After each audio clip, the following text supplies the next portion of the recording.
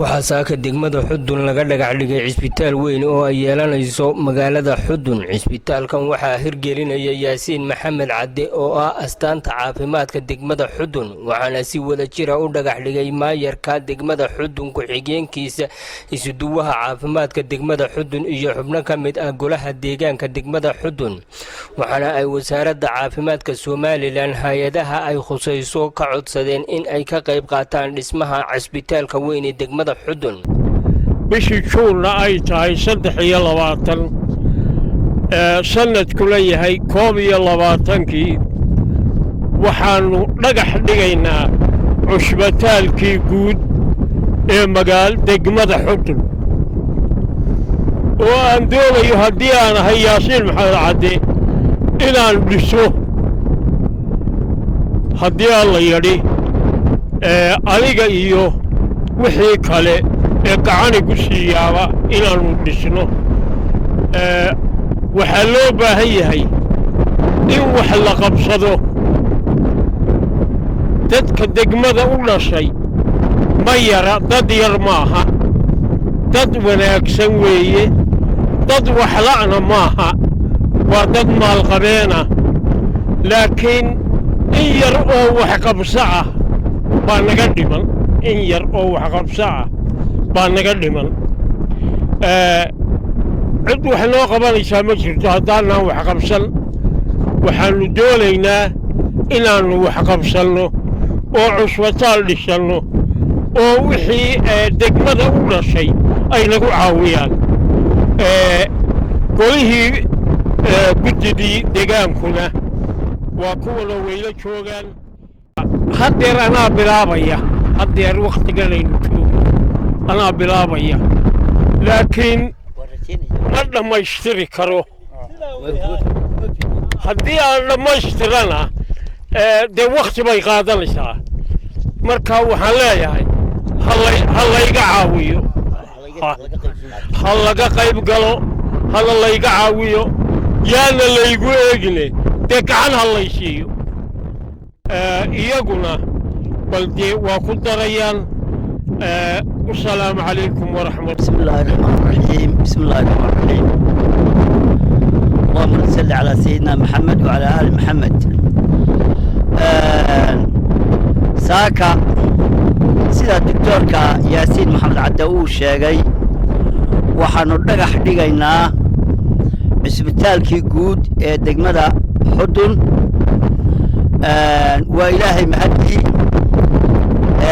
haddii la helay cid hawshaa dhaqaajisay aad iyo aad baan ugu mahadnaqaynaa yaasiin maxamed cadde iyo inta la wada hawshaba waa u mahadnaqaynaa. intaa markaan ka gudbo fakar ahaan waxaan qabaa waa horumarkii ugu horreeyey ee magaalada xudun laga qabto oo arrimaha bulshada ah. waxaannu codsanaynaa cidda u dhalatay degmada xudun iyo hay-adaha dawladda iyo haddii aan baxayn maayo hay-adaha dhammaan meel kastay joogaan inay hawshaa gacan ka geystaan. waa horumarkii degmada, waa bahdii caafimaadka. in horumar la sameeyo aad iyo aad bay u qiimo fiican tahay. haddaynan innaku wax qabsan oo aynan wax qabad la iman cid waxay noo qabanaysaa ma jirto. waxqabadka iyo horumarkuba isuduwaha bahda caafimaadka دكتور سعيد. بسم الله الرحمن الرحيم. الحمد لله رب العالمين. ساعات وصباح وين ومالين وين ومالين فرحة له. نسوي إن ما تجوب شو كنا ودقح نقولنا إسبوع كي جود دمنا حدون إسترك هوسبيتال.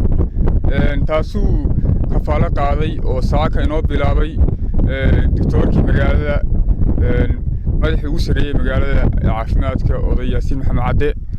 runtii aad iyo aad baan u bogaadinayaa, aad iyo aad baan uga mahadcelinayaa hawshaas ku taagay. waxaan fariin u fariyaa bulshada ku dhaqan magaalada xudun oo dhan guud ahaanba intay leeg tahay iyo dhammaan hay'adaha la hawlgala caafimaadka iyo wasaaradda horumarinta caafimaadka. saaka cisbitaalkii waa la dhagax dhigay waana la bilaabayaa.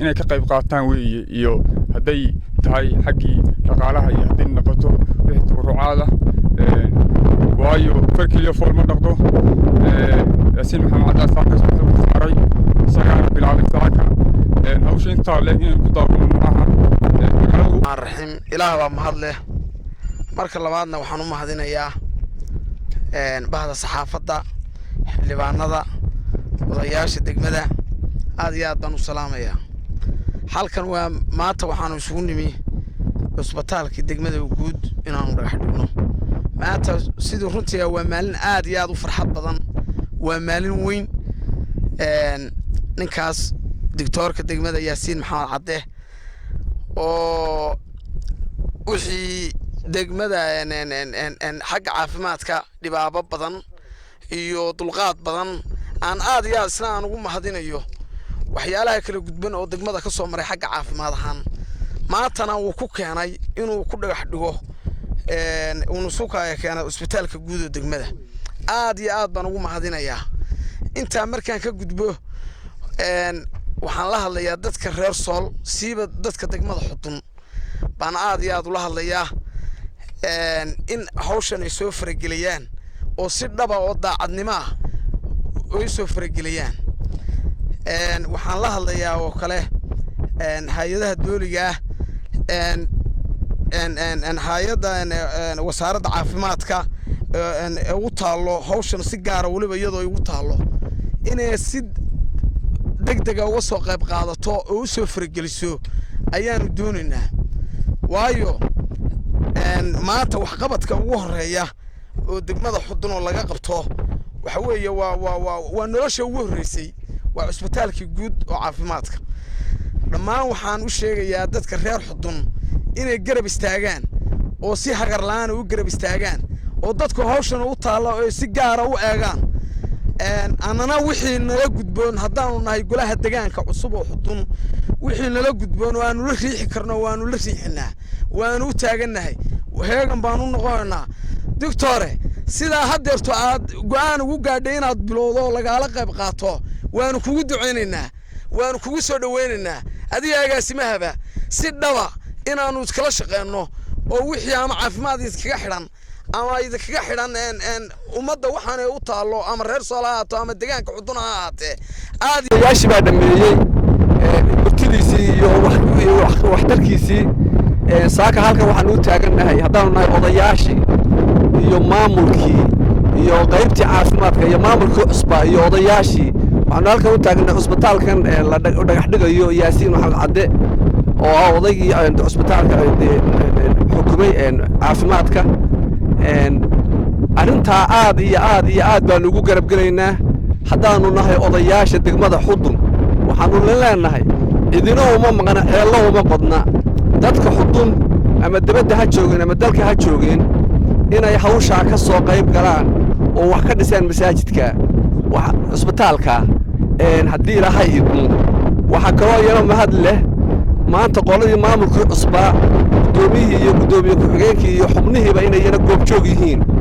oo maanta iyagana laga rabo dardar cusub iyo hawl cusub iyo hawl adag hawl cid noo hadasha maanu lahaan jirin haddaas waa ka dhagixii sidaa u ogaada waa dhagax dhignay insha Allah bismillaahi alkariim waxaanu rajaynaynaa inuu inoo dhammaado waa Cabdillaahi Maxamed Kaarshe Cabdillaahi Asad TV-ga qaranka Soomaaliland magaalada Xudun.